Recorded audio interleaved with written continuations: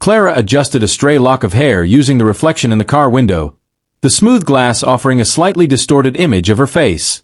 She took a deep breath, letting her gaze wander over the vast, rolling countryside stretching beyond the dirt road. The green fields, dotted with wildflowers, swayed gently in the afternoon breeze. It had been years since she had last seen Gabriel, her half-brother. Their relationship had once been close, but the distance, both emotional and physical, that followed their parents' separation had driven them apart. Now, with the family reunited for a week in their childhood home, Clara felt a tangle of nerves in her stomach. As the car pulled up in front of the old country house, a group of relatives hurried outside to greet her. Warm hugs, overlapping voices, and laughter filled the air as she was welcomed back.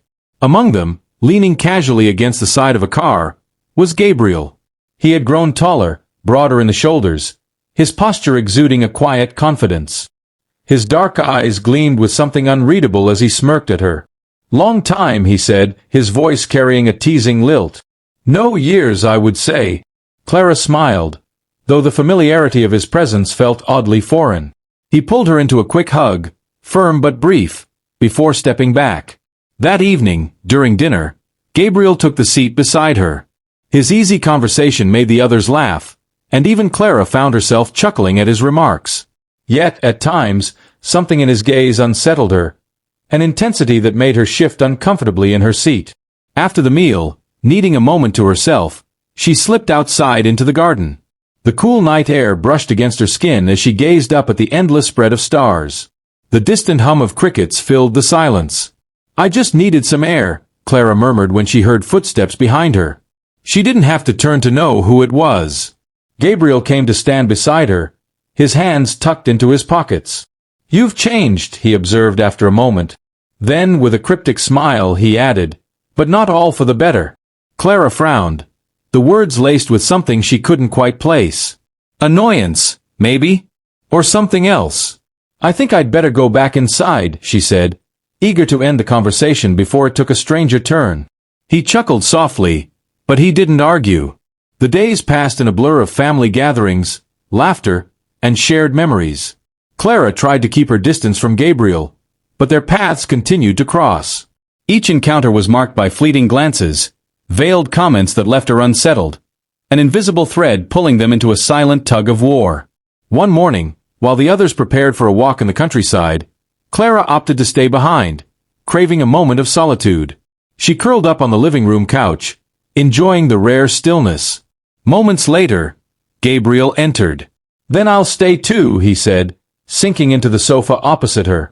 His presence disrupted the quiet, filling the space with an energy that was hard to ignore. Clara arched an eyebrow. "Have you always been this persistent?" He smirked, tilting his head. "Have you always been this serious?" "Maybe you've just never paid attention," she countered, unwilling to be drawn into his games. Gabriel leaned forward slightly, his gaze unwavering. He reached out, his fingers grazing the back of her hand. "You don't have to run away from me, you know." Clara froze. The air between them grew thick, charged with something unspoken. Before she could form a response, the sound of voices from outside broke the moment. She seized the opportunity, pushing herself up and out of the room before he could say anything more. That night, a soft knock at her bedroom door made her heart hammer. She held her breath, unmoving, until the sound of retreating footsteps signaled that he had given up. During a game of cards later that evening, Clara struggled to focus. Across from her, Gabriel remained effortlessly composed, his smirk suggesting he knew exactly what was plaguing her thoughts. When their eyes met, her pulse quickened. Later, in the dimly lit kitchen, he cornered her again. "Running away again," he murmured, his voice laced with amusement. Clara pressed her back against the counter. "This isn't right," she said, her voice barely above a whisper. Gabriel stepped closer, his hands bracing on either side of her. "Maybe it's crazy," he admitted, his tone softer now, almost coaxing. The sound of approaching footsteps forced them apart just in time.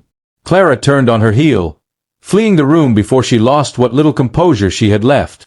That night, lying in bed, she listened for footsteps in the hallway. When she heard them, her body tensed. But they didn't stop at her door. The next morning, she rose early, hoping the solitude of routine would steady her nerves. As she helped set the breakfast table, She avoided looking at Gabriel. He, on the other hand, seemed utterly unbothered, chatting easily with their cousins. Still, she felt the weight of his gaze on her, a silent challenge hanging between them. A cousin, noticing her unease, nudged her. "You're awfully quiet this morning, Clara. Everything okay?" She forced a smile. Of course, she lied. But the tension remained, lingering in the charged air between them, waiting for the moment it could no longer be ignored. Clara wandered into the back garden, where the cool breeze wove through the trees, rustling the leaves in a soothing whisper. She let out a soft sigh as she stepped onto the well-worn stone path, her fingers brushing against the ivy-covered wall as she walked. Her eyes scanned the tranquil space until she found what she was looking for, a half-hidden stone bench, nestled beneath the shade of an old oak tree. It was the perfect place to be alone with her thoughts, a sanctuary where she could attempt to untangle the mess of emotions swirling inside her. But solitude was fleeting. The sound of approaching footsteps on the gravel path made her tense. She turned slightly, her heart skipping a beat as she spotted Gabriel walking toward her. His pace was unhurried, his hands tucked into the pockets of his jacket, as if he were merely enjoying the outdoors. But Clara knew better. He had come for her. She clenched her fingers together, forcing herself to keep still as he stopped a few steps away. His familiar teasing smile curved his lips as he tilted his head at her. "You really like avoiding me, don't you?" Clara exhaled slowly, gathering her composure. "It's not about avoiding you, Gabriel," she murmured, her gaze fixed firmly on the ground. "It's just, this is all complicated." "Complicated? Maybe." He shrugged, his voice casual, though his eyes held something deeper. "But that doesn't mean we have to keep running away from it." Gabriel sat down on the stone bench, leaving a small space between them. Even so, Clara could feel his presence as if he had closed the gap entirely. The air between them buzzed with an electric tension, a sensation that always surfaced whenever they were near each other. She wanted to say something, anything, to break the silence, to push him away before she let herself feel too much. But Gabriel wasn't finished. "You know it's not just me, right?" he said quietly.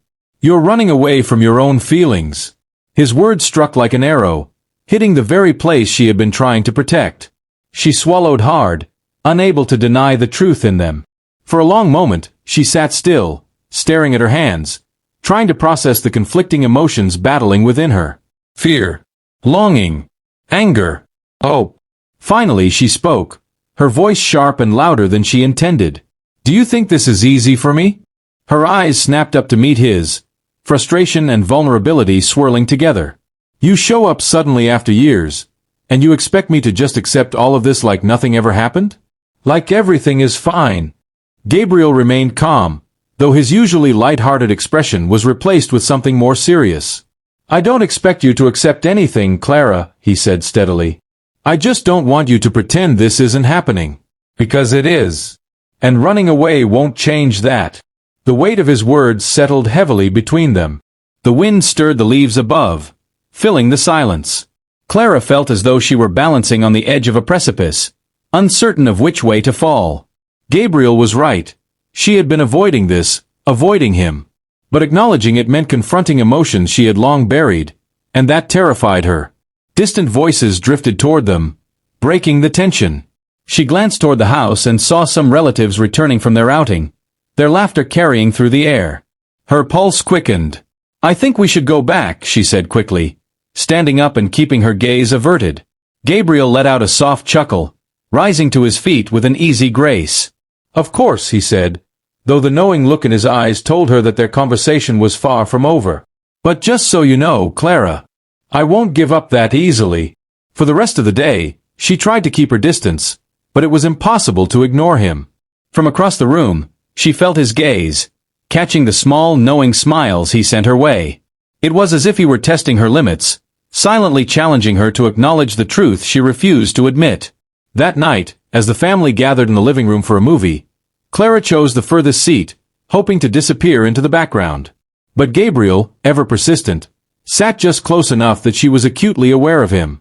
Every movement, every shift, every glance, it made her hyper-conscious of his presence, stirring the very emotion she tried so hard to suppress. When the movie ended and everyone began to disperse, Clara made a quick move for the hallway, her goal clear: escape to her room before Gabriel had the chance to stop her. But she barely made it past the doorway before she heard him call her name softly. "Clara, wait." Something in his tone, urgent, sincere, made her pause. She turned slowly, arms crossing over her chest in a defensive stance. "We can't keep doing this, Gabriel. This is going too far." His expression softened as he stepped closer, closing the space between them. "I know," he said. "But you can't keep pretending you don't feel anything." Before she could respond, he reached for her, his movements gentle, giving her every chance to pull away. But when his arms wrapped around her, she only resisted for a fleeting moment. There was something about his embrace, warm, steady, real, that made her breath hitch. It wasn't just a hug. It was a silent confession, a quiet plea for her to stop running. She closed her eyes, letting herself relax against him, feeling the tension in her body slowly uncoil. "This isn't going to be easy," she whispered, her voice barely audible. "I know," he murmured, his hold on her unwavering. "But it doesn't have to be. Sometimes the hardest things are the ones most worth fighting for." A shiver ran through her, though she didn't know if it was from fear or something else entirely. In that moment, wrapped in Gabriel's arms, the world outside seemed to fade away. It was terrifying, exhilarating, overwhelming, but more than anything, it was real. And for the first time in a long while, Clara wasn't sure if she wanted to keep running at all.